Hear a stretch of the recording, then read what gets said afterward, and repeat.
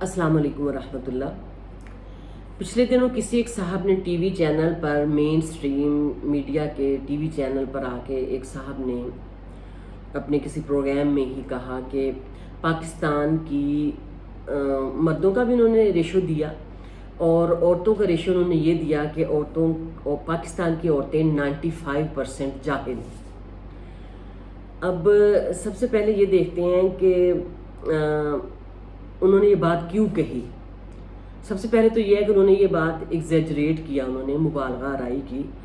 95% जाहिल नहीं है, लेकिन उनके इस डायलॉग में जिस पे औरतें बहुत ज़्यादा मतलब गुस्से का भी इजहार कर रही हैं, तो उनके इस जो रेशो है इसके ऊपर औरतों के लिए लम्हा फिक्रिया भी है। वो किस तरह लम्हा फिक्रिया है कि देखें ना, जाहिल का उल्ट क्या होता है? जाहिल का उल्ट होता है आलिम, ठीक है। और जो होती है ना, जो हम कुरान में पढ़ते हैं कि दौरे जहालत था, तो दौरे जहालत जो था ना वो उनके पास पोइट्री भी बड़ी थी, उनके पास शायरी भी बड़ी थी, उनके पास इल्म भी बड़ा था, दुनियावी इल्म भी बड़ा था। वो जो थे वो रिच भी बड़े थे, कारोबार भी बड़ा वसी करते थे, लेकिन उनको जाहिलियत का दौर क्यों कहा जाता था? उनको जाहिलियत का दौर इसलिए कहा जाता था कि वो अंधेरों में थे। अब कौन से अंधेरों में थे?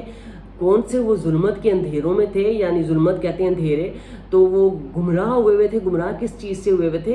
कि उनको अल्लाह सुब्हानहू व तआला की मार्फत नहीं थी, उनको अल्लाह की पहचान नहीं थी। जो इल्म, रोशनी और जाहिल और आलम का जो फ़र्क होता है ना, वो दुनिया का इल्म बहुत ज़्यादा इम्पोर्टेंट अपनी जगह पे, लेकिन उसके साथ साथ हमें अल्लाह सुब्हानहू व तआला की मार्फत आना उससे भी ज़्यादा ज़रूरी है। जब हम दुनिया के इल्म हासिल करते हैं ना, तो फिर जब हम अल्लाह की मार्फत हासिल करते हैं, तो फिर हमें अंदाज़ा होता है कि ये सारा कुछ अल्लाह ताला ही की बदौलत है जो हम ले चुके हैं। तो उन्होंने जिस सेंस में ये कहा ना कि औरतें जो है वो 95% जाहिल हैं, तो अगर हम अल्लाह की मार्फत के हवाले से कहें ना, तो वाकई बहुत चंद एक कुछ हाईली एजुकेटेड पढ़ी लिखी औरतें भी जो हैं वो अल्लाह की मार्फत नहीं रखती, सॉरी टू से। लेकिन ये एक फैक्ट है कि देखें ना, जब हम दुनिया का इल्म हासिल करते हैं, तो दुनिया का इल्म हासिल करने की तगदो में हम इतना कई दफ़ा आगे बढ़ जाते हैं दुनिया के चीज़ों के हसूल में कि हम अल्लाह सुब्हानहू व तआला को बिल्कुल भूल ही जाते हैं। और अब अल्लाह को भूलने से क्या मुराद है? अल्लाह को भूलने से मुराद ये है कि हम सबसे पहले तो हम हुकूकुल्लाह जो है वो नहीं अदा करते, यानी हम अल्लाह की इबादत में हम वो साबित कदम नहीं रहते। सबसे पहले हम अपनी नमाज़ों की पाबंदी नहीं करते, हम अपने रोज़ों की पाबंदी नहीं करते। औरतें अपने पर्दा, जो कुरान ने हुक्म दिया है, औरतें अपने पर्दे का ख्याल नहीं रखती। तो दुनियावी कामयाबी बहुत मानी रखती है, लेकिन उसके साथ साथ अल्लाह की मार्फत होना एक मुसलमान औरत के लिए बहुत ज़्यादा ज़रूरी है। और दूसरा जो कहा गया है कि मुसलमान जो औरतें हैं, पाकिस्तान की जो औरतें हैं वो जाहिल हैं, तो वो किस सेंस में कहा गया कि एक क्वेश्चन हो रहा था कि तागूत जो है वो क्या चीज़ है, तो तागूत का मीनिंग पूछा गया। तो तागूत का मीनिंग जो है वो वहाँ कोई भी किसी को भी पता नहीं था। तो देखें ये कितनी बुनियादी चीज़ है। तागूत जो है वो बेसिकली जो सबसे उसका बड़ा जो मीनिंग है, जो सबसे पहले जो जहन में आता है, वो सबसे पहले जो वो शैतान ही आता है, सही है। तो अगर हम औरतें जो हैं वो समझदार पढ़ी लिखी हों, तो मोस्टली हम औरतों को तागूत का मीनिंग नहीं आता। तो इसमें मतलब ये मैं यहाँ कहीं कतई नहीं कह रही कि वाकई 95% औरतें जाहिल हैं, ये उनका गलत बयान है। लेकिन हम औरतें जो हैं वाकई पढ़ने लिखने का शौक़ नहीं रखती। एटलीस्ट 80% तक जो औरतें हैं ना, उनको कोई भी पढ़ने लिखने का शौक़ नहीं होता। वो जस्ट अपनी ज़िंदगी को जो है वो घर और बच्चों तक महदूद रखती हैं। घर और बच्चे एक बहुत बड़ी ज़िम्मेदारी है, और ये बड़ी इम्पॉर्टेंट ज़िम्मेदारी है।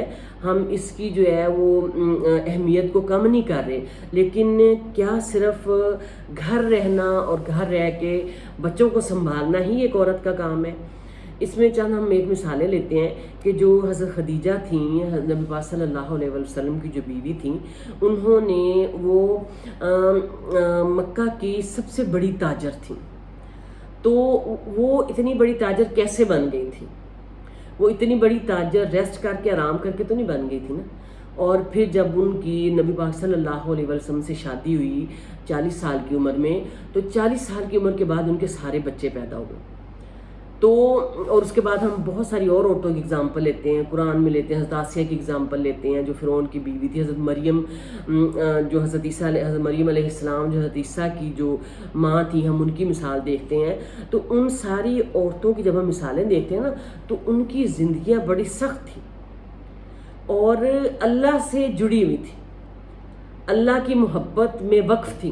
حضرت خدیجہ نے اللہ تعالیٰ نے جب نبی صلی اللہ علیہ وسلم کو نبوت عطا کی، تو حضرت خدیجہ نے نہ صرف آپ صلی اللہ علیہ وسلم کی تصدیق کی، بلکہ اپنا سارا مال و زر لا کے آپ صلی اللہ علیہ وسلم کے قدموں میں رکھ دی اور آپ صلی اللہ علیہ وسلم کی دل و جان سے خدمت کی. تو یہ ہوتی ہیں جو علم والی عورتیں ہوتی ہیں، جو عالم عورتیں ہوتی ہیں. اور انہی میں جو ایک حضرت آسیہ ہیں جو فرعون کی بیوی تھیں. اور فرعون کی بیوی، فرعون کے بارے میں تو میرا خیال ہے کہ آپ میں سے ہر ایک کو پتہ ہوگا کہ فرعون جتنا بڑا سرکش اور غدہ اور مطلب آپ یہ کہتے ہیں کہ طاغوت کوئی بھی نہیں ہو سکتا. تو فرعون کی بیوی ہوتے ہوئے حضرت آسیہ نے حضرت موسیٰ پر اور موسیٰ کے اللہ پر جب ایمان لائیں، تو فرعون نے حضرت آسیہ کو دھوپ میں لٹا کے ان کے ہاتھوں اور ان کے پاؤں میں میخیں گڑوا دی تھی.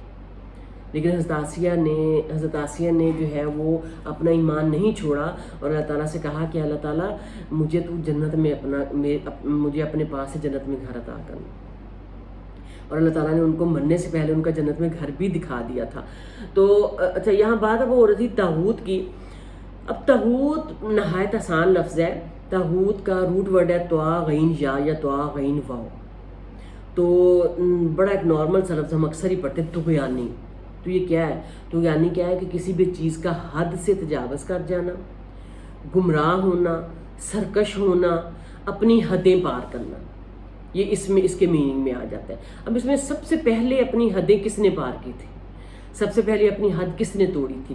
شیطان نے توڑی تھی نا. جب اللہ تعالیٰ نے حضرت آدم علیہ السلام کو بنایا، آدم علیہ السلام کو بنانے کے بعد اللہ نے کہا کہ اللہ عز و جل نے حکم دیا کہ سارے فرشتے جو ہیں وہ حضرت آدم کو سجدہ کریں، لیکن شیطان نے انکار کیا، تکبر کیا.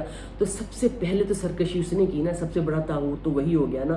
تو ایک تو اس معنی میں بھی آ جاتا ہے. لیکن ایک جو اس کا اگر ہم ڈکشنری کے اعتبار سے اگر ہم اس کا ڈیپ میننگ میں جائیں تو وہ یہ ہے کہ ہر وہ شخص جو اپنی جائز حد سے تجاوز کر گیا. اور قرآن کے مطابق جو بندگی کی حد سے تجاوز کر کے کرے یا نکل جائے اور خود آقائی کا دم بھرے، یعنی خدا کے بندوں سے اپنی بندگی کروائے. ٹھیک ہے. اور دوسرا یہ آتا ہے کہ یعنی ہر وہ چیز جس کی اللہ کے سوا عبادت کی جائے اور وہ اپنی عبادت کیے جانے اور کروائے جانے پر خوش ہو. صحیح ہے. اور آسان ایک معنی یہ بھی آتا ہے کہ ہر وہ شخص یا چیز یا مخلوق جو اپنی حیثیت کو بھول کر خالق کی صفات میں داخل ہونے کی کوشش کرے، یعنی عبد کی صفت سے نکل کر معبود کی صفت میں داخل ہو. اور اب عبد کیا ہے؟ عبد ہم ہیں، بندے ہیں، غلام ہیں اللہ کے. تو معبود کون ہے؟ اللہ سبحانہ و تعالیٰ. تو جب ہم میں سے کوئی، اللہ تعالیٰ اب ہمارا سب کا خالق ہے، مالک ہے. اللہ تعالیٰ زندگی کا، موت کا، بیماری کا، صحت کا، غربت، خوشحالی، رزق، شکل، بارش، گرمی، سردی، قیامت، سورج، چاند، ستارے، کائنات، ہر چیز کا کنٹرول اللہ سبحانہ و تعالیٰ کے ہاتھ میں، ہر چیز کا. یہ تو ہم قرآن میں جگہ جگہ پڑھتے ہیں. تو پھر کیا ہوتا ہے؟ پھر ہم جب اس طرح ہم تھوڑی دیر پہلے ہم نے دیکھا کہ اللہ تعالیٰ عالم الغیب ہے. اللہ تعالیٰ جو ہے وہ ہر چیز جاننے والا ہے. انسان کا علم جو ہے وہ بہت کم ہے. تو جب ہم کبھی کسی کاہن، جادوگر، ساحر یا موکل کے پاس جاتے ہیں تو اس کے پاس جا کے اپنے جو ہے وہ حالات کی پیشن گوئیاں کرواتے ہیں کہ اس طرح مجھے بتا دیں کہ یہ کب ہوگا، یہ کب ہوگا، یہ کب ہوگا. اور وہ بھی ہمیں باقاعدہ پوری کہانیاں سناتے ہیں کہ جی آپ کی اگلے سال جو ہے وہ آپ کا کاروبار چل جائے گا، اس سے 2 سال بعد آپ کو نقصان ہو جائے گا، اس سے 2 سال بعد آپ کی شادی ہو جائے گی، تو نعوذ باللہ استغفر اللہ، وہ جو ہے وہ طاغوت بن رہا ہوتا ہے اس وقت کہ وہ اللہ سبحانہ تعالیٰ کی صفات میں سے کی صفات میں وہ داخل ہو رہا ہوتا ہے. کس طرح کہ یہ سارا کچھ کنٹرول تو اللہ کے ہاتھ میں ہے. اللہ کو پتہ ہے کہ 2 سال بعد کیا ہونا ہے، اللہ کو پتہ ہے کہ اگلے 1 منٹ کے بعد کیا ہونا ہے. اب مجھے اور آپ کو بالکل نہیں پتہ کہ اگلی اس رات میں ہمارے ساتھ کیا ہونے والا ہے. تو پھر یہ جو ہاتھ دیکھنے والے اور جو جادوگر وغیرہ لوگ ہیں، جب یہ اس قسم کی باتیں کرتے ہیں تو پھر یہ کیا کرتے ہیں، یہ اللہ کی صفت میں داخل ہو جاتے ہیں. اللہ کی صفت ہے نا، ہر چیز رب ہے، کائنات کا مالک ہے، مدبر ہے، اس کو پتہ ہے کہ ہماری ساری تقدیریں کنٹرول کرنے والا ہے، اس کو پتہ ہے کہ کل کیا ہونے والا ہے.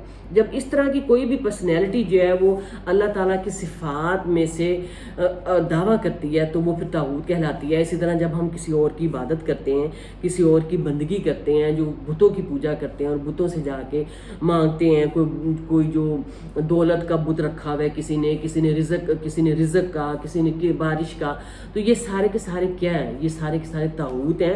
اور جب ایک انسان جب فوت ہو جاتا ہے، چاہے وہ جتنا بھی نیک سے نیک شخص ہو، تو قرآن پاک میں کیا کہا گیا ہے کہ اللہ تعالیٰ مردوں کو نہیں سنواتا، ان کی روحیں نہیں لٹائی جاتی. تو جب ہم قبر پر جا کے بھی جب ہم کسی سے مانگتے ہیں یا کسی کے وسیلے سے مانگتے ہیں، تو ہم ایک قسم کا وہ بھی طاغوت کے دائرے میں لے آتے ہیں کہ جو دینے والی ذات ہے، عطا کرنے والی ذات ہے، وہ اللہ سبحانہ و تعالیٰ کی ہے. تو ہم قرآن کی آیت ہے وَنَحْنُ أَقْرَبُ إِلَيْهِ مِنْ حَبْلِ الْوَرِيدِ، کہ ہم جو ہیں تمہاری شاہ رگ سے بھی زیادہ قریب ہے. تو جب اللہ سبحانہ وتعالیٰ ہماری شاہ رگ سے بھی زیادہ قریب ہے تو پھر ہم اللہ کے علاوہ اور کسی سے کیوں مانگیں. تو جب ہم اللہ کے علاوہ کسی اور کو کی عبادت کرتے ہیں تو ہم اس کو طاغوت بنا دیتے ہیں. اور پھر جب انسان اللہ سے منہ موڑتا ہے نا، تو صرف ایک طاغوت نہیں بلکہ کئی طاغوت اس پر حاوی ہو جاتے ہیں، اور پھر اس پر اللہ کی لعنت بھی ہوتی ہے اور اس پر اللہ کا غضب بھی ہوتا ہے، اور اللہ ان کو سور اور بندر بھی بنا دیتا ہے. اب یہ جو آپ لوگوں کو پتہ ہے کہ یہ جو اصحاب سبت کا واقعہ تھا کہ انہوں نے اللہ سبحانہ تعالیٰ کا حکم نہیں مانا تھا تو اور مچھلیاں پکڑتے تھے. اور اسی طرح اب بہت سے جو عقائد ہیں، مثلا جو یہود کا عقیدہ ہے، تو وہ انہوں نے جب حضرت موسیٰ تھے تو حضرت موسیٰ نے تو یہ نہیں ان کو بتایا تھا نا کہ اس طرح آپ لوگوں نے اپنے سارا جو ہے وہ عقیدہ چینج کرنا، اس طرح وہ حضرت عزیر کو اللہ کا بیٹا قرار دیتے. اور اس طرح حضرت عیسیٰ تھے جو عیسائی ہیں، جو نصارہ ہیں، تو حضرت عیسیٰ تو کیا حضرت عیسیٰ کی کیا آیت ہے کہ قال انی عبد اللہ، انہوں نے کہا کہ بے شک میں اللہ کا بیٹا ہوں. اور آگے انہوں نے کیا کہا، آتانی الکتاب وجعلنی نبیا، اللہ نے مجھے کتاب عطا فرمائی، اس نے مجھے اپنا پیغمبر بنایا. لیکن یہ عیسائیوں نے کیا کیا، عیسائیوں نے حضرت عیسیٰ کو اللہ کا بیٹا قرار دیا، نعوذ باللہ استغفر اللہ. تو یہ بھی ساری طاغوت کی ہی قسمیں ہیں کہ جب ہم معبود برحق اللہ کے علاوہ کسی اور کی عبادت کرتے ہیں. اور یہ ہر چیز اللہ کی مخلوق ہے، ہر چیز دنیا میں موجود اللہ کی مخلوق ہے. تو جب ہم اللہ تعالیٰ خالق ہے، تو جب ہم خالق کو چھوڑ کے مخلوق سے کی عبادات کرتے ہیں تو وہ طاغوت کے دائرے میں آ جاتے ہیں. تو اس میں یہ سارا یہ ہے کہ ہمیں اس چیز کی سمجھ ہونی چاہیے. اللہ سبحانہ تعالیٰ سے دعا ہے کہ اللہ تعالیٰ ہمیں اس کی سمجھ دے. اور عورتوں کو اتنا پریشان ہونے کی ضرورت نہیں ہے. عورتوں کو تھوڑا سا اپنے آپ کو لمحہ فکریہ بھی ہے، سوچنے کی بھی ضرورت ہے کہ ہم عورتیں کیوں 50% ہم عورتیں ہیں، تو ہمارا کیوں رول نہیں ہے معاشرے میں اتنا پازیٹیو کہ ہم اپنے ملک کی ترقی کے لیے بھی کچھ کر سکیں. نکلیں، کمر باندھیں، اسلامی حدود کے دائرے میں رہتے ہوئے ہر عورت کوشش کرے کہ اپنے ملک کے لیے، اپنے اسلام کے لیے کوئی نہ کوئی پازیٹیو کنٹریبیوشن کریں. اور اگر اس طرح کے ہم پہ کوئی اس طرح کے لیبلز لگاتا ہے کہ 95% عورتیں جاہل ہیں، تو ہمیں اس کے اوپر بہت زیادہ جو ہے وہ غصے کا اظہار یا برہم ہونے کی ضرورت نہیں ہے، بلکہ یہ ہے کہ ہمیں اپنے آپ کو علم کی طرف طرف بڑھنے کی ضرورت ہے، کیونکہ کئی جگہوں پہ واقعی ہمیں نظر آتا ہے کہ عورتوں کا علم بہت کم ہے۔ نکلیں، آگے بڑھیں، گھروں سے نکلیں، بیڈوں سے اٹھیں، صوفوں سے اٹھیں، ٹی وی ڈراموں سے نکلیں۔ ہم تو ٹی وی ڈراموں میں پھنسے ہوئے، ساس بہوؤں کے چکروں سے نکلیں، اور ہر عورت جو ہے وہ مومنہ بن کے اٹموسٹ اسٹرگل کرے زندگی میں، جو کہ سب سے پہلے اسلام کے لیے جو ہے وہ معاون ہو، اور پھر اس کے بعد ہمارے پاکستان میں بھی اس کی پازیٹیو کنٹریبیوشن ہو، تاکہ ہمارا ملک بھی ترقی کر سکے اور ہم اسلام کے لیے بھی بہت اہم کردار ادا کر سکیں۔ السلام علیکم ورحمۃ اللہ وبرکاتہ۔